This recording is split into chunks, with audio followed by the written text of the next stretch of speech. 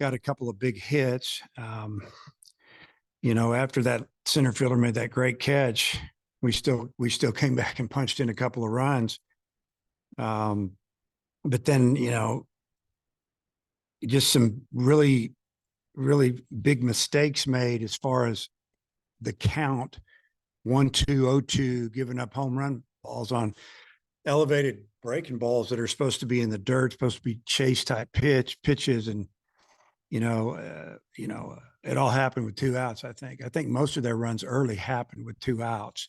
But credit to them, they came out swinging and they got after it. They pitched extremely well.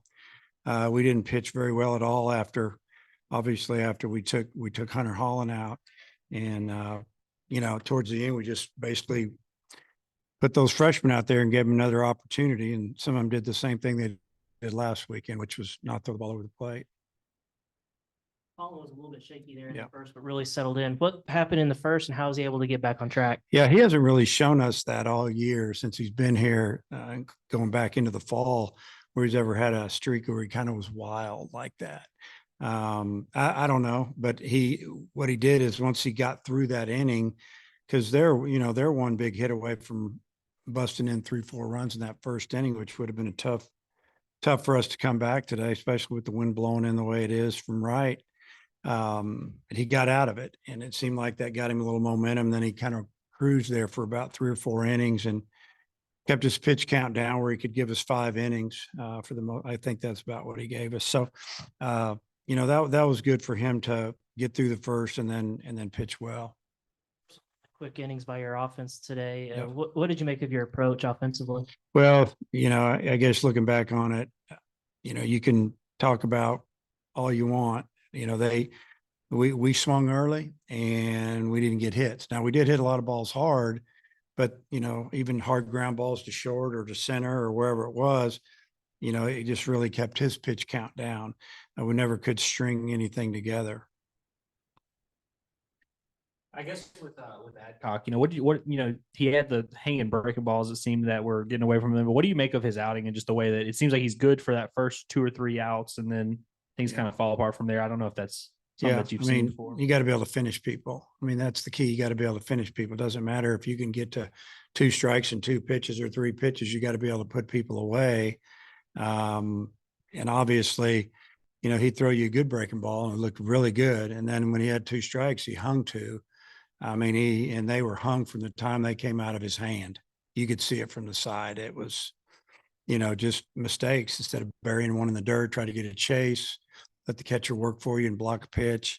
I think he gave up a double to right center with a couple of strikes on a fastball, and give their hitter a little bit of credit. He went oppo with that pitch, but it was still, there were 2 strikes, no balls. You can go outside the zone a little bit. We just got to get better. Just overall, what do you think of the test that Eastern Illinois gave you guys this weekend? Obviously a veteran lineup, and we saw that today. Just overall, how good do you think this weekend was for your team as far as assessing where you guys are moving forward? They definitely played us very tough, all 3 games. Maybe if you look at just see the final score in game 1 and 2, and you weren't here, you think, got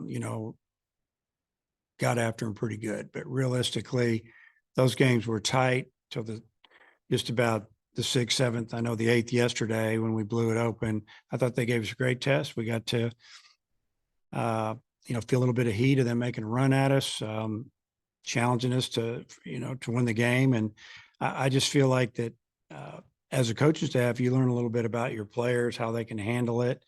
And that's probably the best thing that happened this weekend for me is I get to see some younger guys pitch. Some may be ready, some aren't. We got to see some older guys pitch that aren't pitching very good right now, that have been on the team for a few years. That's got to change if, we got to have those guys step it up a little bit. And then, I still believe that our offense is going to be pretty good. We weren't very good today, but we have been pretty consistent. So, Illinois State coming in Wednesday, they'll be every bit as good as Eastern Illinois. Veteran team. They're winning, and we'll have to be ready for them. And then the team we have coming in this weekend is a team that's been to a regional a little bit, and they're not scared. I know they beat Kentucky yesterday. I don't know how it went today, but we got to find a few more pitchers. And right now, we got about 4 guys that maybe 4.5 that we can go to, and after that, it hadn't gone great. Zach Morris is one of those veterans you alluded to. He was so good for you last year. What's different this year from last year? I don't know. You're gonna have to talk to him about it. I don't know what's going on. I guess from the side, it looks like his location is not very good. You gave a couple of freshmen their first starts today, Robinette and Neville. How did you think they did today? Robinette did great, in my opinion. I mean, he smoked the ball opposite field. He also lined out to left field, opposite field on a changeup. He made a good adjustment on that pitch, and he grounded out. And I think he might have grounded out twice, but I like the way he played. He played fearless. Just went up there, had a good approach at the plate, and I just think that he's earned some more time. Whether it's Wednesday or next weekend or whenever, I'll have confidence putting him in there.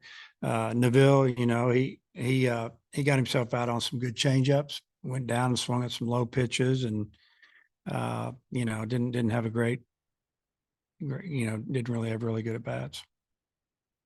Polk started behind the plate today. I'm just curious how you assess the catcher position after this weekend. Yeah, I think so. Polk caught 2 out of the 3 of the games. We're still going to be using both guys, so, I mean, I don't really want to go into detail, but they're both going to catch a lot for us this year. Wood, it seems like he's been kind of up and down. Some days he's really good, some days it's not. Is that just a matter of him being a freshman, or what do you think? I don't know, but he's going to run out of opportunities if he can't throw the ball over the plate. We saw a guy throwing 94, 95 against us. We put him out against the other team. What was he today? 91, 92? The game was already we were in bad shape when it came in. It wasn't like the bases were loaded and it was tied. Just go out there and do your thing. And, he throws first pitch to the backstop. And so he's going to have to get over that, or he won't get to pitch much. You talked about needing some pitchers to step up. I know it's probably a little early to start really deciding how you're going to use these guys, but could you see yourself maybe leaning on these starters that have proven they can eat up innings for you, maybe leaning on them a little bit more as you get deeper into the season? Yeah. I mean, they've got to get their pitch counts up a little bit where they can do it. You can also just say, hey, I'm only going to announce my starter on Friday and everybody's on deck. Let's just go try to win today. And I'm not going to tell you you're starting. If we tell you to pitch in the middle of the week, pitch in the middle of the week. Bring you in the bullpen on Friday, put you in the bullpen. If you're available on Sunday, we'll start you then. I mean, this is the stuff you see when you don't see guys out of the bullpen not getting it done. Do you have any idea who you might start on Wednesday? No, not at this time. Obviously, I'll go back and talk with Coach about it. And I don't know. I don't know right now. Okay.